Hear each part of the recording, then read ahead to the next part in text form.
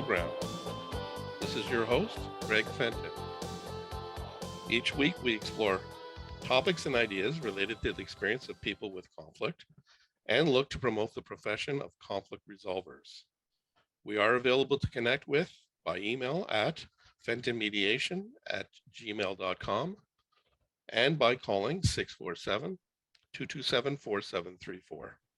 Visit us at our Facebook page to like us and Facebook group page to ask to become a member. Also visit YouTube channel Fenton Mediation to see videos of past shows. Listen to podcasts of Mediation Station on SoundCloud, Apple Podcasts, and Google Podcasts. Please follow us at our Twitter account at Fenton Mediation. The conversation today is titled Truth Be Told. And with me today will be Julie McKenna, waiting in the wings. The program is live each Sunday night from 8 to 9 p.m. Eastern Standard Time through Zoom. We will engage in conversation with everyone attending able to listen and watch. Microphones and webcams will be closed. If anyone wants to contribute, there are two options. One is to see the chat icon as a bubble at the bottom center of your screen for you to click to then type in a comment or question and then click to send. Or you can click on the reactions icon that is also on the bottom center of your screen and then click on the hand icon within for us to see you want to speak. We will open your microphone only for you to share your comment or question and then close the microphone again. The show is being recorded for both video and audio purposes and will be available for public access on SoundCloud, Apple Podcasts, and Google Podcasts afterwards. So joining me for a conversation on Truth Be Told is Julie McKenna. How you doing, Julie? I'm very well, thanks. How are you, Greg? I'm fine. I'm okay. I'm all right. You know, you've been, yeah. So there's a rumor that your real identity is the Truthmeister. Why do you think that is true? I think that I might be one of the fewer of your guests and your visitors that is focused on the truth and is very interested in encouraging others to be focused on the truth as well. Well, what's the intention? Like, what's all that energy that's so focused on truth for you all about? Where does that come from? I'm not exactly sure where it comes from, but I think it's a passion of mine. And I think where I really started to become aware of it was a number of years ago. I started to look around at the world, whether it be politics or whether it be news agencies or whether it be personal relationships or professional relationships or whatever it happened to be. And I started to notice that not only was there a great divergence with regards to interpretation of facts and events, there's also a missing piece, I think, with explaining what the facts are and how it is that those have been interpreted. And so I think it's important to be mindful of all of the above and to reintroduce truth as part of the reality of all of our lives. Okay. So, you know, a lot of what we're talking about with truth and is about connected with relationships and those relationships that are conflictual. There's conflict in some way. From your perspective, why wouldn't anyone have a discussion with someone when with whom they're in conflict with? So it depends on what the circumstances are. I would suggest that at the very heart of the conversation, you're going to have to uncover what the purpose of the conversation is going to be. If it's simply to restate what has been the past history with regard to the conflict, then perhaps that's not a good position to be moving forward with the conflict. If it's going to be a conversation where it's an examination and there's curiosity and there's more of a discovery, I think that that allows more of a transformative situation to happen. Clearly, there's a conflict because something has not been working. Clearly, what has been done in the past has not been successful. So for me, that would call to mind the necessity, if you want to move forward with that relationship or with that situation, to have a different outcome or a different resolution, we're going to have to do things differently. And that means having a different kind of a conversation and having a particular purpose of that conversation. Well, you talked about, let's just say that when people are in conflict, there tends to be a very positional mindset. I'm right, you're wrong. And so maybe that identifies or connects with truth. My truth relative to, well, let's just say you and I are having this conflict. I'm going to say I'm all true and you're all wrong. There's no even consideration for the other point of view as being correct or true. Usually when people are in an adversarial position of kind of thinking and acting. So why would people, what do people leave out of their truth when they are seeking to deal with conflict? So Greg, you and I both know that in this conversation and in all conversations, words are very powerful. So in what you've just described, I'm going to suggest that rather than it being my truth or conversely your truth, maybe it's your interpretation of that truth. Maybe it's my interpretation of that truth. And maybe what that neglects to mention is that there's a third story, which is the independent factual truth. And so by me being mindful of the purpose of my conversation, which is to share my personal experience and my interpretation of that truth, that word again, that has happened, and being in a position where I can listen to you and I can hear what it is that you're saying in a new and a profound way. I think one thing to mention is that the reason why both of us are, and maybe the reason why both of us are in conflict, is because we're having a divergence in our experience of that truth. And I think what each of us has failed to do is understand that the perspective of the other doesn't replace our own perspective. By listening to what somebody else is saying, it doesn't change the impact that whatever the situation was has had on us. That sounds all nice and good in an idealistic way.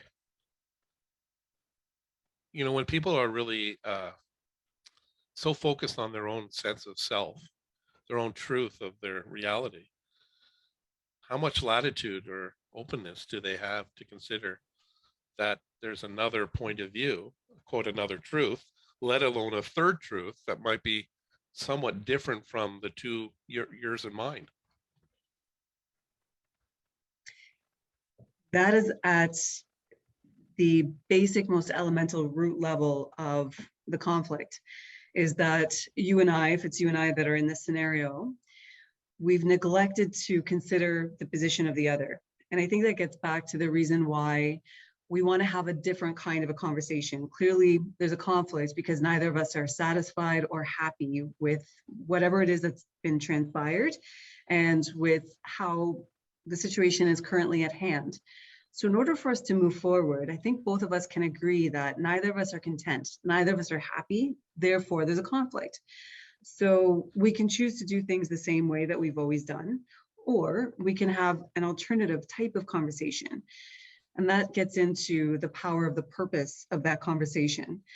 It's very important for us to balance ourselves and get ourselves ready. We can't control what the other person is doing, what the other people are doing in the conflict, but we can certainly be mindful of our own purpose and our own presentation and what it is that we're bringing to this discussion. And if we're willing to do the work and to get ourselves into a place where we can express what it is that has transpired and its impact on us, that's going to put us in a better position to listen to what the other person is saying. And by doing that, that can be pretty powerful and pretty disarming and fairly persuasive without us even trying. It encourages the other to act in the same way that we're acting, rather than being defensive and rather than being angry and rather than simply restating what it is that we've constantly been saying and acting in the same way that we have been that got us to the conflict. When we act in the way that we're prepared and we're mindful of what the purpose is, it encourages the other to act in a reciprocal manner. Well, ideally, you know, when people are going through the conflict, it's a real effort from my experience to try to get people to appreciate what you just said, because mediation is ideally a voluntary process, meaning people make their own conscious decision to be involved, to participate or not. And so let's just say hypothetically in a situation, we don't need to convince somebody's open in some way to partake. So how does a person prepare to have a discussion with someone they are in conflict with? So it's very context specific. So in the situation where there is a mediator, I think that that's one of the roles of the mediator, is to speak to both parties, whether it be together or whether it be separately, and explain to them that the process is voluntary, that they can leave at any time, and that they're there because they're looking to have a constructive outcome. And by having this type of conversation that we're talking about, it is going to be a very different and very difficult conversation. It's not going to be something that is going to happen overnight. And we already know what the outcome is of the conflict by carrying on and having the same conversation that we've already had. But the role of the mediator in reminding the parties of the purpose of the conversation, and that's going to have to be their purpose. It's not going to be something that the mediator is imposing on them. The mediator needs to understand and remind the individuals why they want to have that conversation. Maybe each party has a different purpose of that conversation. Maybe one party wants to improve the relationship. Maybe the other party wants to come to an end of that relationship. At the end of the day, it's important to be mindful of what the purpose of that communication is going to be. And so I would guess that the mediator has had a conversation of some form with the individuals and gotten their individual perspectives about themselves, and then also about their own perspective about the other person and their situation and how it's impacted them or affected them. And then they're coming together. We call it a joint session or a face-to-face or a group opportunity. And then people are in the room together. How productive can it be when you're in the presence of someone who, let alone you believe you have your truth, it extends to the dynamic with the other person. Like, we project the other person is saying untruths, many times basically clearly lying. How can two people be in the same space that way? And that happens. And there's so many different purposes for us having that conversation. There are so many different reasons that individuals do have an agenda and that they do wish to cause harm to another, or they want to address something that they're not mentioning. One of the most important parts of the conversation that you just described, Greg, is what's not being said. Oftentimes, when there is a situation as you've described, those very loud and very angry words are a mask for what's not being said. And oftentimes that can be a feeling. And that is probably the most difficult conversation and the most challenging part of the conversation. And oftentimes that's what's neglected, is addressing what it is of your experience of the truth has had on another, and how it is that maybe you've impacted that other person. It can be very difficult for you as an individual to hear that you've unintentionally or maybe intentionally hurt somebody, and what sort of impact that that's had on them. But it's important. So I think it's very, very, very necessary for a mediator and for the others to be mindful of the conversation, not only what's said, but also what's not said. That sounds like the area, the untapped, the treasure trove of possibilities or opportunities where, the clarity, the information that people may not be giving consideration to, or even being mindful to or intentional with. That's right. And what you and I are describing, I think at its core, really what it calls to mind is being in a position of vulnerability. Why is it that we're defensive? because we're trying to protect ourselves. We're trying to prove that we're right and that there's blame and it's not on my shoulders, it's on your shoulders. What is that? That's really defensiveness, and that's really trying to protect ourselves, maybe from the truth. Maybe we're not necessarily being honest with ourselves. So I keep going back to this topic of truth, Yeah. because not only is it important for us as a society to be truthful, but I think it's very important for us to be truthful with ourselves. And often in conflicts, that's one of the areas that each of us has the most work to do.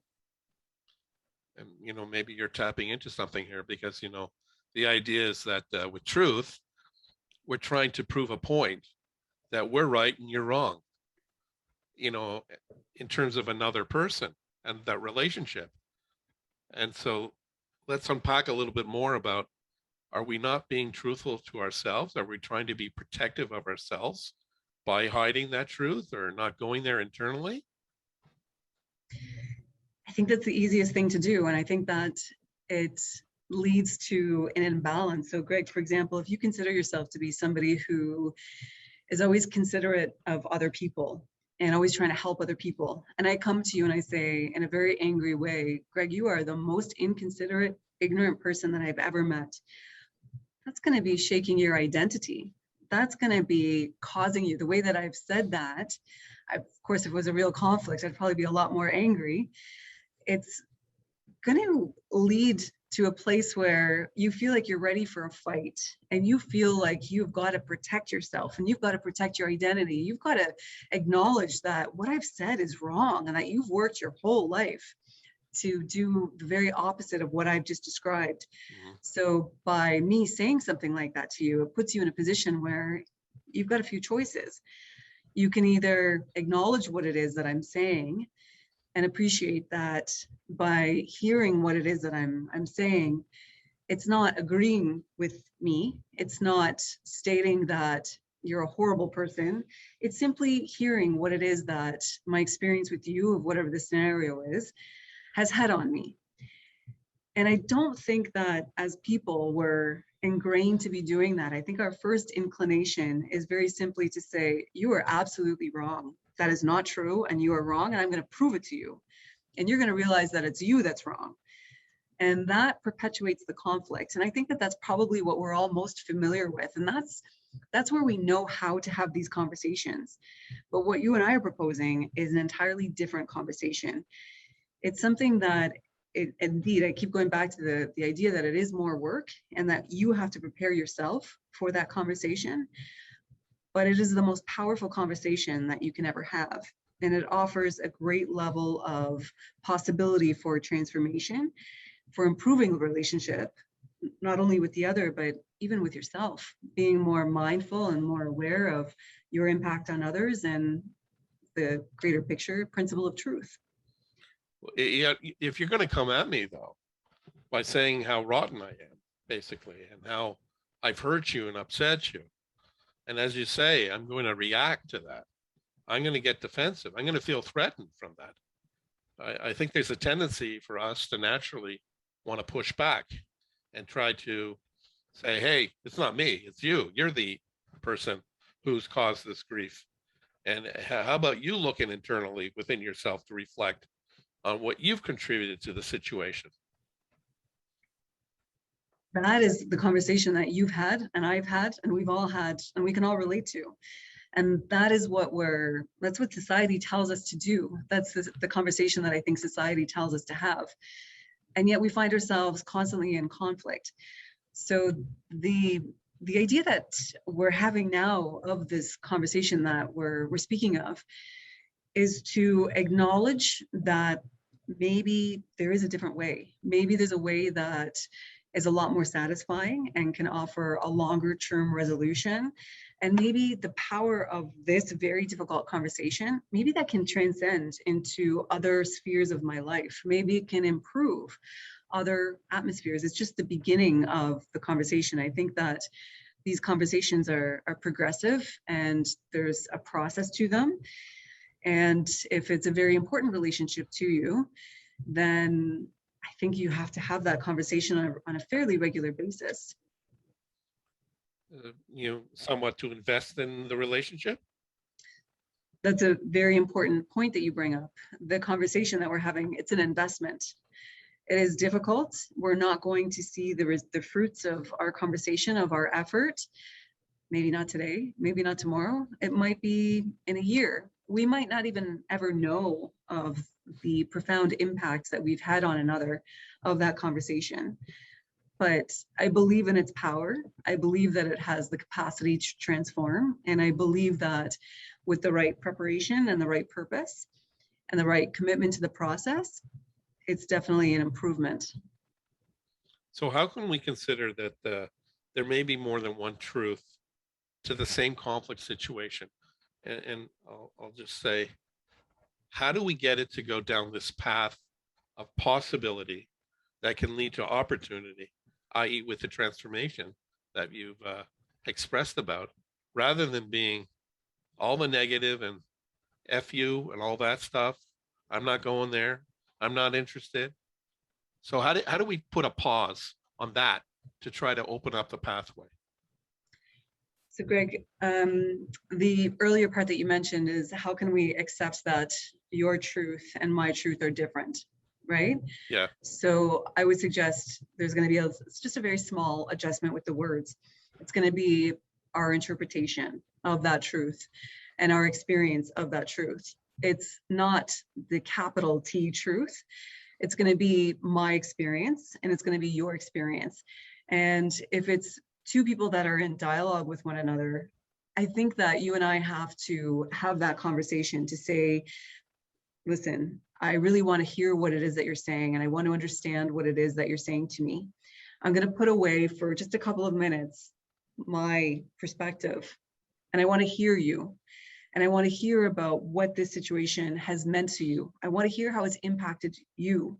And I want to hear how it is that you're hearing and how it is that you're understanding what's got us here. And I'm going to ask you to do the same for me. Are we able to commit to that? And assuming that the other party is amenable to that, then start the conversation. And if not, then maybe engage the services of a mediator to be able to say, you know what, you and I are really in conflict. We're having a very hard time. I'm not sure that I'm hearing what it is that you're saying, and I'm quite sure that you're not hearing what it is that I'm saying. A lot of times these conversations come from judgments that we have about another. They come from assumptions that we have about another. If we're hurt, it's because we assume that it's because this other person has meant and intended to hurt us.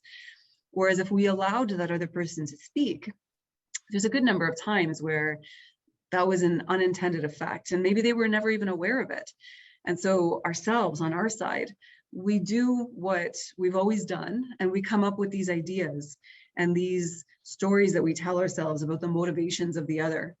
And we prove ourselves right, and we blame the other, and we don't acknowledge our own contribution to whatever this conflict is.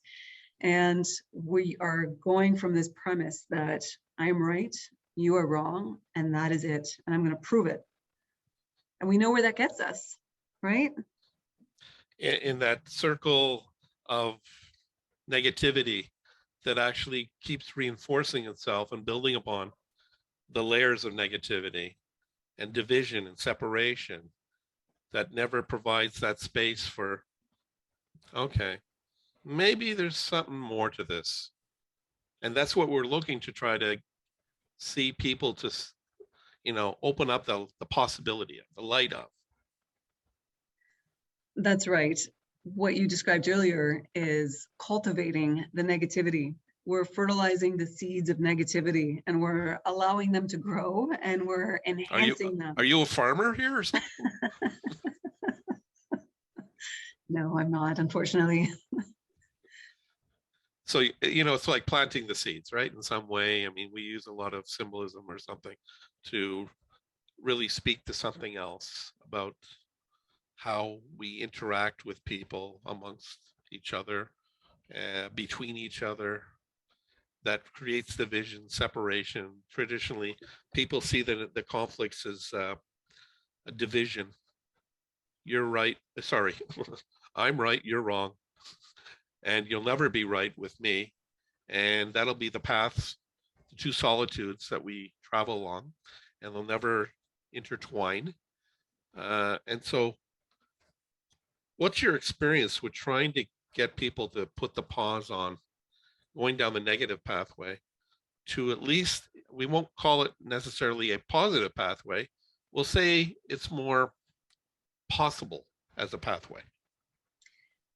I like the analogy of the pathway because it's multiple different individual steps at a time that lead us on the journey. And so what I think is very important to call to mind is our point earlier that it's our natural tendency to assume and to judge the other and to assign blame. And when we're doing that, that prevents us from hearing the reality of the truth. So I'm sure that we can all think of different conflicts that we've been involved in where we hear the other side explaining what it is that we did. And they've infused all of these different agendas and motivations that have no basis in reality, that they've assumed and they've convinced themselves that we've done all of these things, when in reality, that's not true. And so in that scenario, it leaves the individual that is expressing themselves very, very, very challenged in that maybe the intended message is not getting across because the other party is so angry and is so hurt and is so convinced and is absolutely sure of their rightness that they can't even hear what it is that the other person is saying. And no matter how many times you try to prove yourself and to say the same words louder and more angrily and more aggressively, it leads to further division and further discord, and it certainly doesn't improve the relationship. So at that point, I think we need to call that out for what it is and to just take a pause. Greg, you've mentioned it as taking a moment on the balcony and saying that this is what I see going on. Everything that I'm saying is being rejected. And I hear you stating that I've done this and I've done this and I've done this, and you're giving me the opportunity to speak, but you're not hearing what it is that I'm saying. Can we take a breather? Can we have a few minutes? What's on your mind? Sometimes doing something like that and adjusting to the situation that we find ourselves in, we have to be aware of how difficult it can be for people to be in that very conflict and to have that very difficult conversation and to be in a place where they're receptive. And we have to be mindful as well that there's a lot of negative energy that is associated with a conflict. So sometimes we do, in fact, need just a few minutes to address what it is that's going on and to acknowledge, to take a little break, and to go back and have that conversation in a more conciliatory, more productive manner. Thank you for remembering my earlier statement and bringing this to light. I will be transparent totally that, that's going to the balcony, and that's credited to William Ury, and he's the author of Getting Past No. And because I teach a course on negotiation, and that's one of the books within that.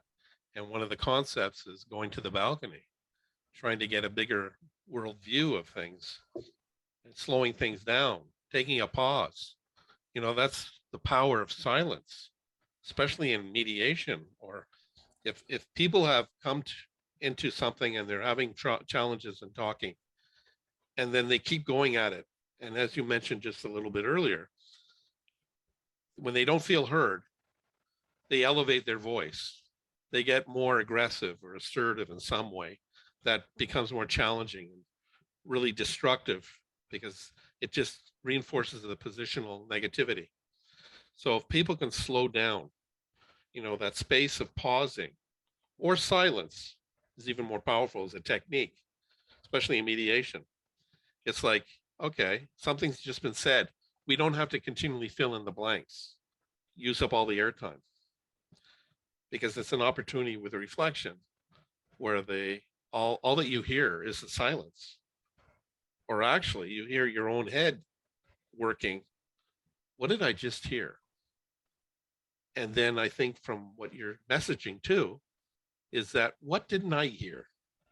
What else is there to learn or know.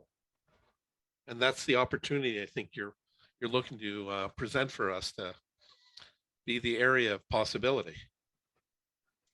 It is definitely. And as either a mediator or the other party, one of the most powerful techniques that I think can be used is to ask after that silence, what did you hear me say? And the number of times that that technique has been used and the message that's come back has not been reflective of what the individual that spoke the words was. It speaks to the need for a break and for a pause to understand that maybe we're actually not hearing things in a rational way. Maybe our anger is coloring the situation, or maybe our anxiety about the process or our frustration is not enhancing our ability to listen at that moment. Maybe we need to have another few minutes of silence. Maybe we need to take another break because maybe we're just not hearing properly what it is the other person is saying. And we're not giving the other person the opportunity to really further explain, to clarify. We're projecting so much of ourselves, our own truth, onto the other person in the situation. And we're taking ownership for what we believe to be. And that is the only basis for the dimension of what's happened. And it's solely from one point of view. It's not in consideration of another's point of view. So the judgment, filling in the blanks for a person or the situation. Whereas curiosity for me is where we take a pause from our own, we don't project, we look to create and provide a space for the other person to explain for themselves with your open-ended questions. I agree. And it also gives rise for us trying to understand what it is that has led the other individual to come to their decision. So I believe that people are naturally intelligent. I believe that they're rational. I believe that they're doing their very best to make sense of the world around them.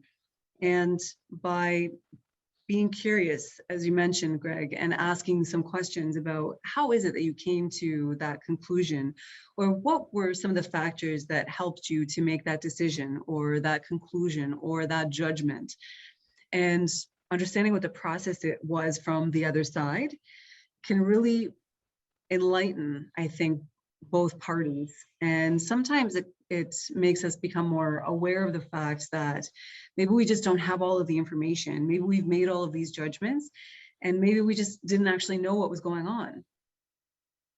So we have a question that I think is helpful for us to unpack a bit from the audience. What if one person truly believes their truth and can't see anything past that? So they're stuck in this positional mindset that my truth is the only truth in somewhat. And the person who, I didn't get your permission to say your name out loud. So person who's presented this question, it's the whole sense that my truth is the only truth. I don't care about anything else other than that. So how would you respond to the question? I would say that that's perhaps the most common conversation that most of us find ourselves in, that people are absolutely convinced that they are right and the other person is wrong. And that conversation is no longer a conversation. It's really a one-sided dialogue of trying to prove that they're right and that that's all there is to it. So when that does happen, and that happens very frequently in all of our lives, I think one of the most powerful first steps that we can take is to call that out for what it is. To say something like, I hear you saying that this is the situation and you're not willing to hear anything else from anyone else. That can really make the other person become more aware that they are stuck, they are fixated, and that is not a good place to emerge from conflict. Typically, you tend to reinforce conflict when you're in that position. And mentioning something like that to the individual as well is the purpose of you and I having this conversation, is to try to address what it is that's got us here. And by you simply restating over and over what it is that you believe to be true and not willing to hear anything else, it's not going to help us in this situation. Yeah, and so Christy, because she said is, I've got her permission to say her name. I'll just say her first name. That you know, there's another concept that William Ury has also connected somewhat to what you just said. It's name the dynamic. You know, touch or go right to it, to speak to, quote, in some way, the truth of what was said or done or happening. Though I think it's not just to be calling it out. That's calling it out is one thing. That's the what. I think the real skill and the real effectiveness is how one does that. So how would you present to name that dynamic or call that out or speak to its truth so that someone doesn't feel offended or disrespected? It's going to have to be context specific. So if it's an individual that is stating that repeatedly, sometimes it's good to have a private, as a mediator, sometimes it's good to have a private conversation with that individual and say, I hear that you're doing this, and this is the impact that it's having on the conversation. I want to understand a little bit more about that. And that might offer the idea that a lot of the conflict is about what's not said.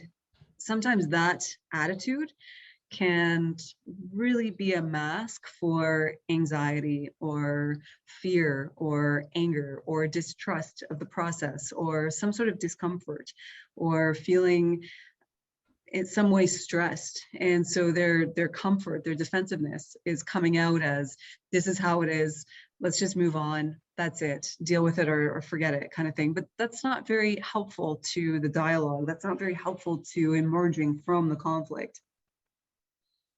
I'm just wondering though, how do we get people when they're so positional and so feeling right, and which, you know, really means by extension that the other is wrong?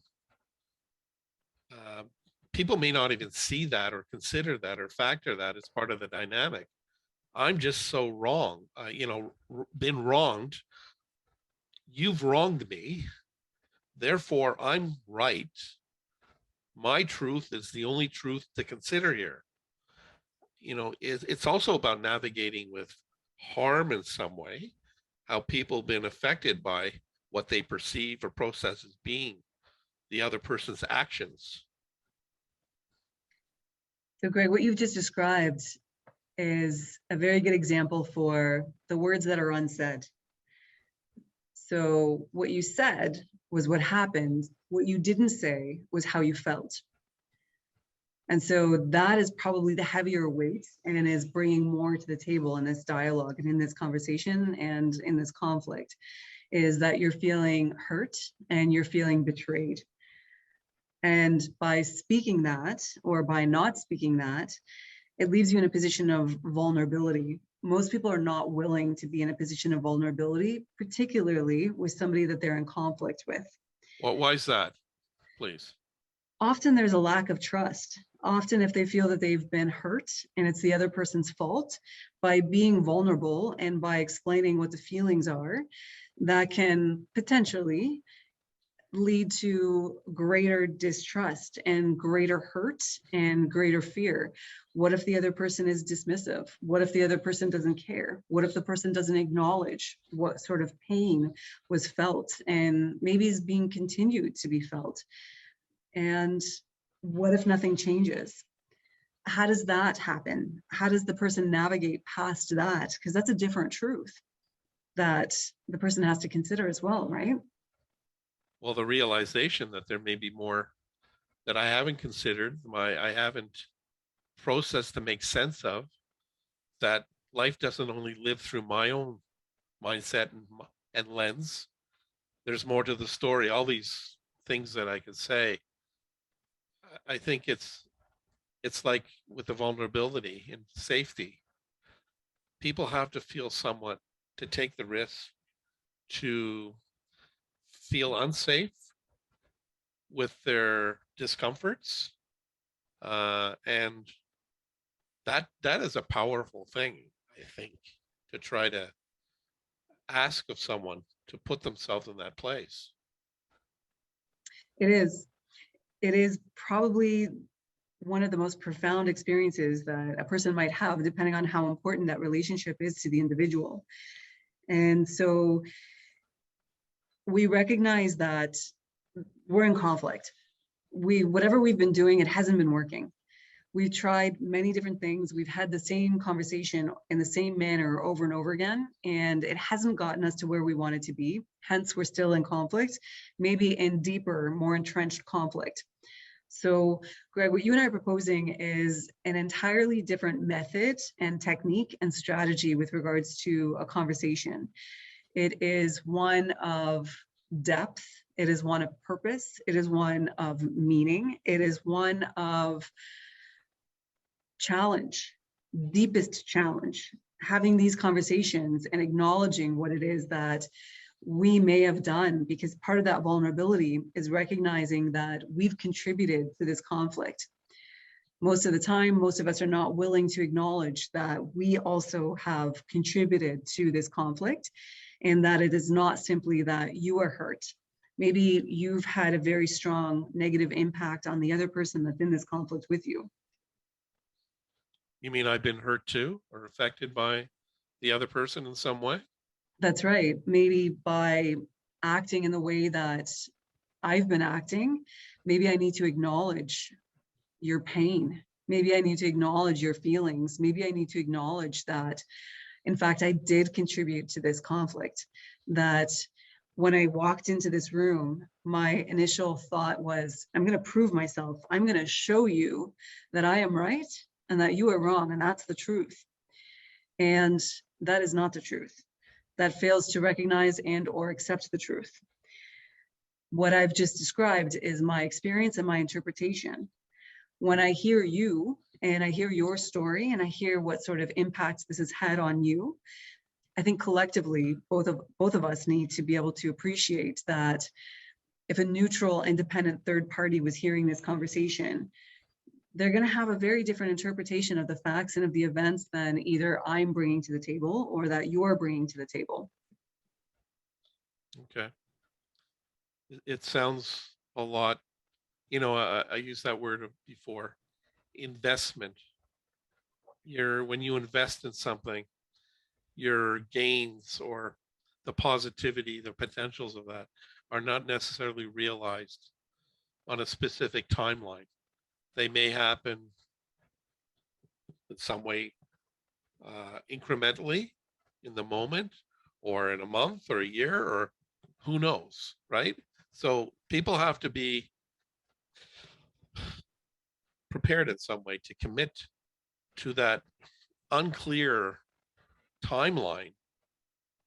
And I think, though, a lot of people want more concrete definitions as to outcomes. So a question, if we continue to stick to our truth of the conflict, basically sweeping the conflict under the rug, let's just say, it's a good alliteration with sweeping and rug. Just, what's the likely outcome of things? People keep sweeping it under the rug, or we can even use another word, avoid.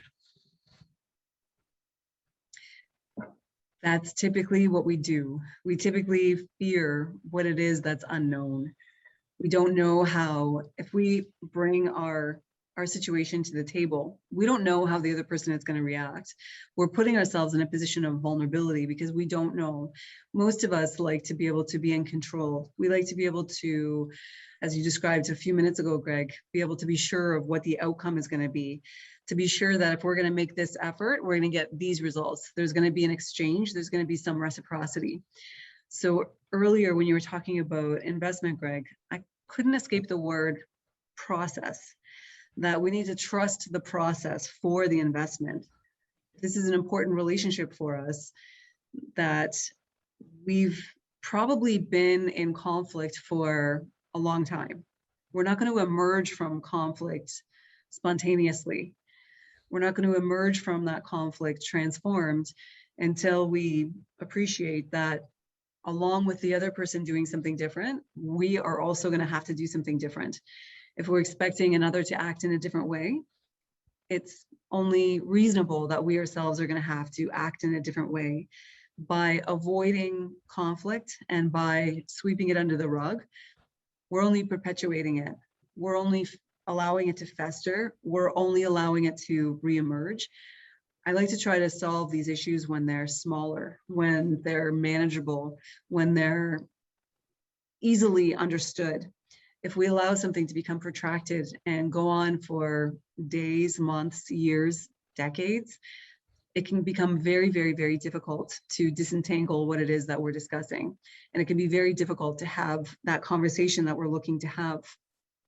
Well, that's my experience too, that it could go one of two ways, really. That people have been worn out and they're just so frustrated, I'll never go there. Or you could say they're so worn out, I can't take it anymore. I will go there because I don't want it to continue. Let's see what this going along this pathway might present, because I can't take the anxiety, the stress, the cost factor to the relationship that I once really valued. And, in my mind, ideally, I would like to reconnect. And because I have fond memories, they're buried with all this negativity. So that's, the layered thing. And that can be so intractable, as you've referred to. It is, definitely.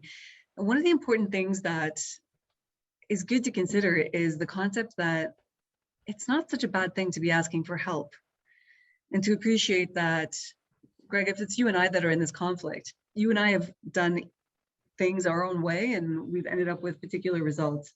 If we want different results, I keep saying that we're going to have to do things differently.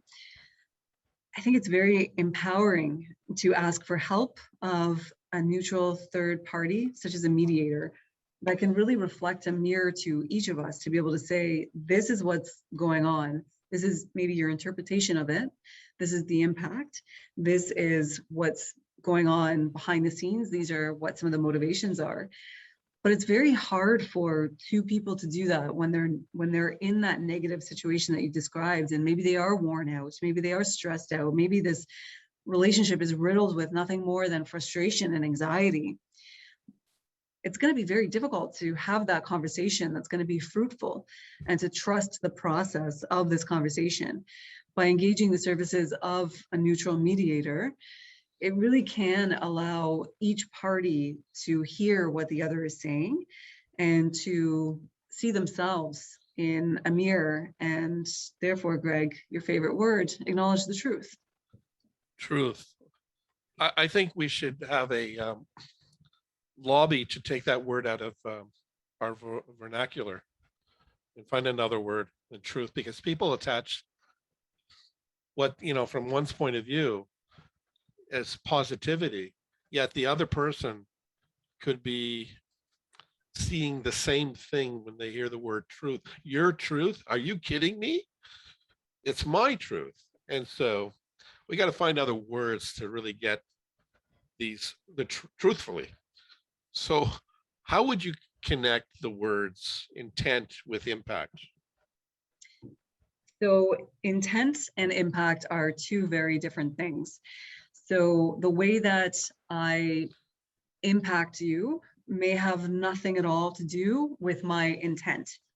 I may have very positive intentions towards you, and I may brush up beside you, and I may accidentally hit you. That doesn't mean, just because I didn't intend to, that I didn't hurt you. It doesn't mean that you weren't impacted by what it is that I've done. But it also doesn't mean that I intended to hurt you. And so it's very, very clear for all of us to appreciate, to your earlier point, Greg, of the concept of the truth. I would suggest that rather than replacing the word, I think maybe we need to have a deeper appreciation for what it is. And the concept that, Greg, if you and I are both looking at a photograph, I might focus on the foreground. You might not, yet we're both looking at the same picture. Does that make my truth different than yours? I Or think really what it calls, or yours right, or mine wrong, or mine right and yours wrong. exactly. So I think really what we're talking about here is experience and interpretation and what it is that we're focusing on. All of us have past experience and have past conflict in our own lives. And we might be seeing things in a different way than what they maybe actually are.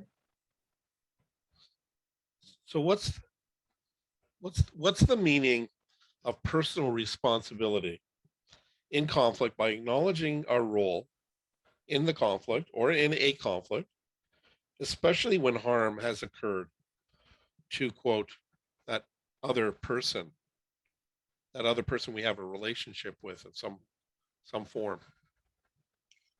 So that is the point that we need to get to. The point of the conversation is to acknowledge not only what the other has done to us, but what we've done to the other. And so by taking that personal accountability and responsibility for our actions and being transparent and honest with what it is that's happened and the feelings and the experience that the other person has had, I think that's exactly where we need to get to as a starting point in the conversation, is the personal responsibility. We've all contributed to the conflict. We need to explore that. Yeah, and that's what I call the what. Okay, so the what, we need to get there. And as I referenced earlier, it's really, how do we get there? And then, like, with the how, what do we need to do in order, with the what, or with the how, sorry. It's nuanced. The what is getting to that point, and then the how would that look? It's different in every single conversation. I don't think that there's going to be two conflicts that are the same. I don't think that there's going to be two answers to how it is that we can get there. So I think a collective step has to be asking the question, what do we want from this conversation? Now we are here in this part of the conversation. What do we want to do next? And to jointly have that discussion.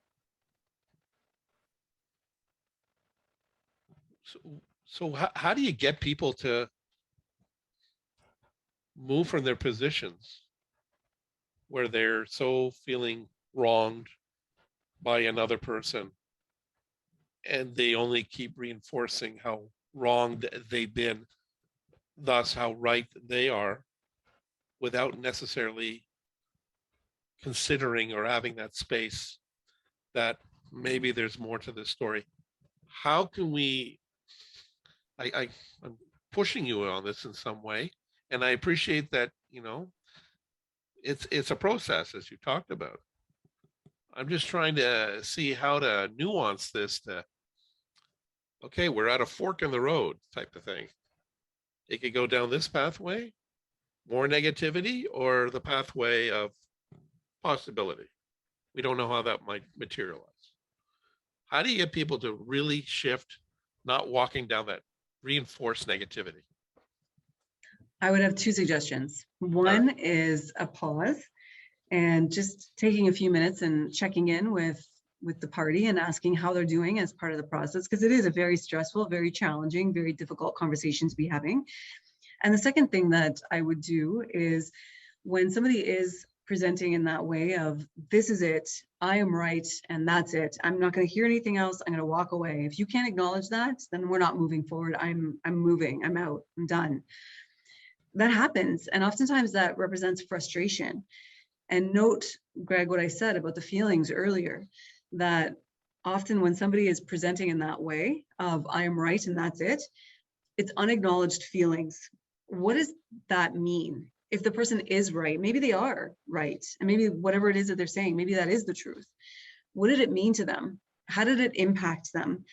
How did it change their functioning? Maybe it had a very profound, very negative impact on them. Maybe they need to be acknowledged. But again, it's the feelings. That's the part of the conversation where it's not spoken. That's, I think, the gift of an agile mediator, is to be able to acknowledge that part of the conversation is not necessarily what's being said, very much of it is what's not being said. So how can things be such that there can be truth to what happened or has been expressed, and at the same time, untruth in some way? How can those two concepts simultaneously exist? I would suggest we need to adjust the words slightly, that maybe it's not truth that we need to be looking at. Maybe it's the interpretation and the experience of those events.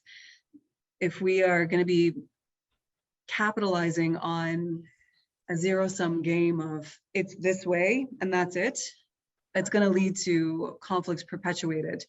We're going to try to acknowledge that, yes, I did this to you. That was not my intention, but I appreciate that that was the impact that it had on you. And similarly, you can look at me and say, this is what I did to you as a result of you doing this to me. I was acting from a place of hurt. I was very angry. I couldn't believe that you betrayed me and you did this to me and all these other things that have maybe transpired. I think that you can reconcile two conflicting narratives by having that conversation, by saying that this did happen and this happened and this also happened. It's not that one replaces the other. It's that there are different interpretations and there are different experiences of that truth. I hear what you're saying.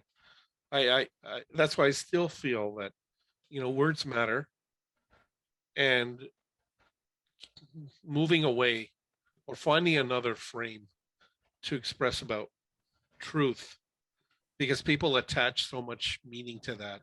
It can be so passionate and powerful for people, because I've been hurt and I've been affected, and that's the truth. And I'm not open to considering these other possibilities, even though that might be the case, to help people from from positions to interests. And yeah, I mean, a lot of what we're talking about, is what we hope to try to create is opportunity.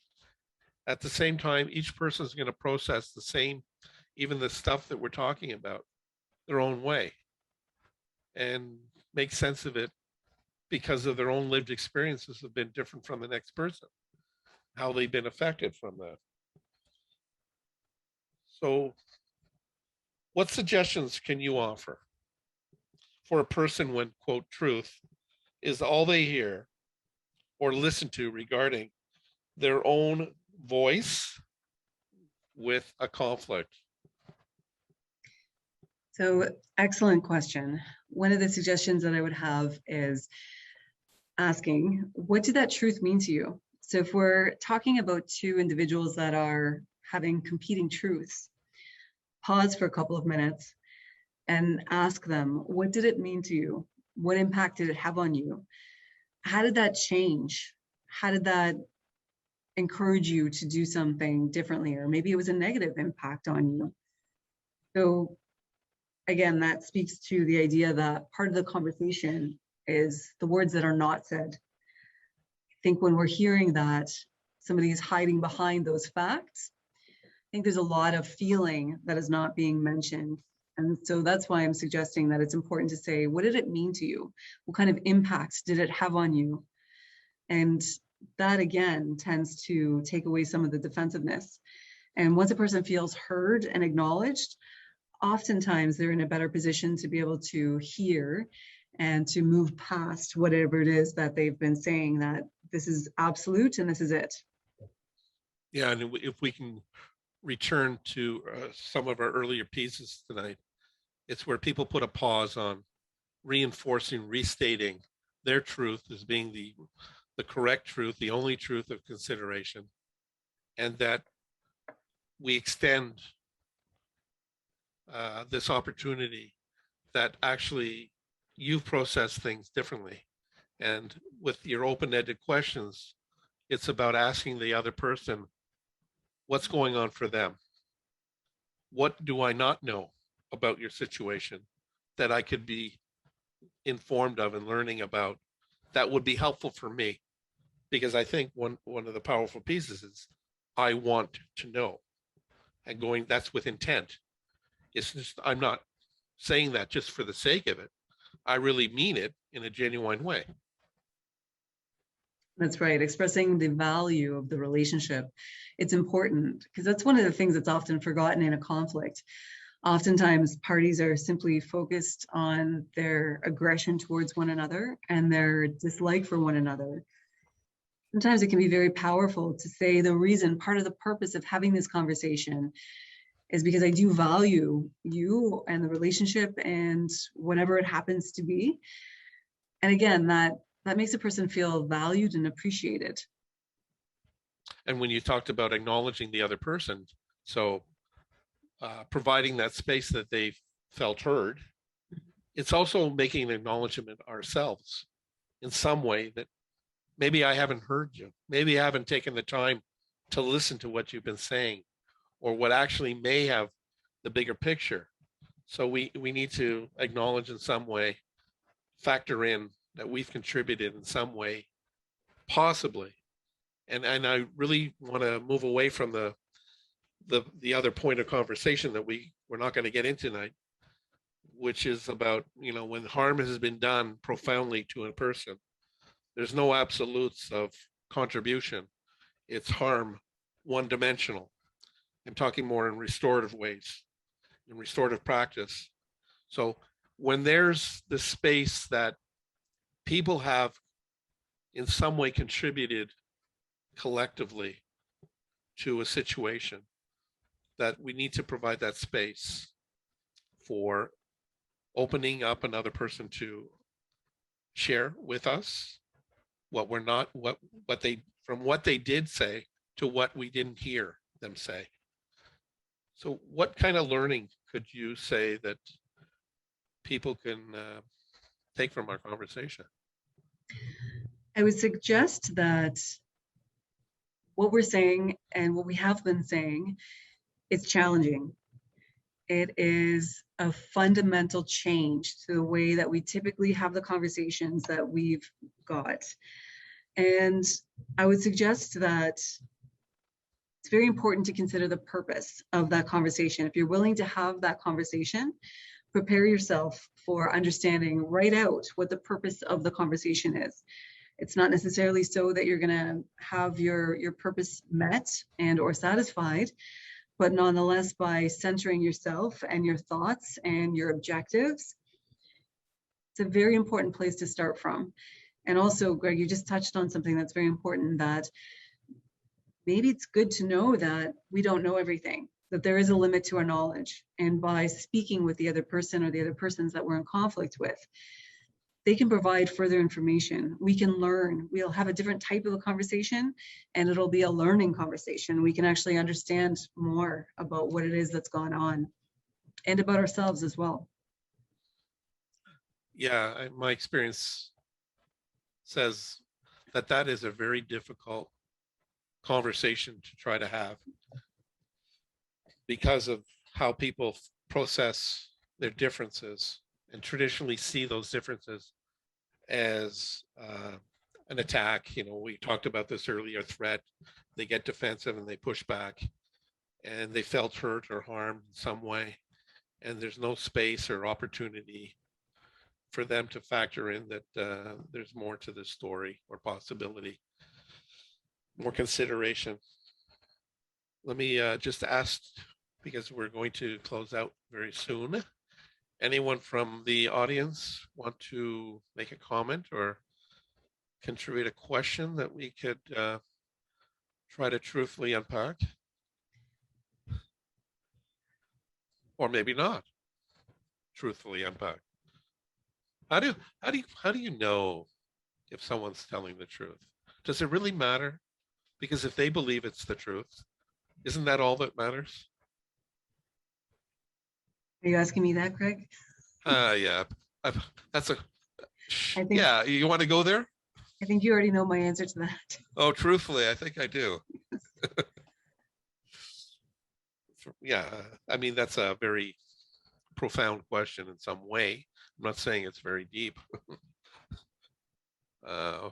So no questions from the crowd, no comments, that's fine. Appreciate people being in attendance. And listening to us present about truth again. This is the continuum of truth with the Truthmeister. Definitely, Greg. Thanks so much for having me, and thanks everyone for being here. It's been a great conversation. What thoughts would you like to share in as we transition? I would suggest that it's important to think about the conflicts that we're in. Tomorrow, all of us are going to go about our lives, and we're going to be presented with a conflict. We can choose to do what we've always done. Each of us has a style that we tend to enact when we're in a conflict. Or maybe we can pause for a moment. And Greg, think about some of the things that you've said and some of the things that I've said, and consider maybe we can try something a little differently. We know that if we act in a particular way, we're going to get these results. Maybe we can just try something, one little step to get us on that path to be trying new things and being innovative in our conflict. Truthfully, that sounds like change. And from my experience, a lot of people are resistant to change, truthfully. I'll just acknowledge Christy has said, great conversation, thank you. And she adds, that's the truth. Thank you. Yeah. Okay.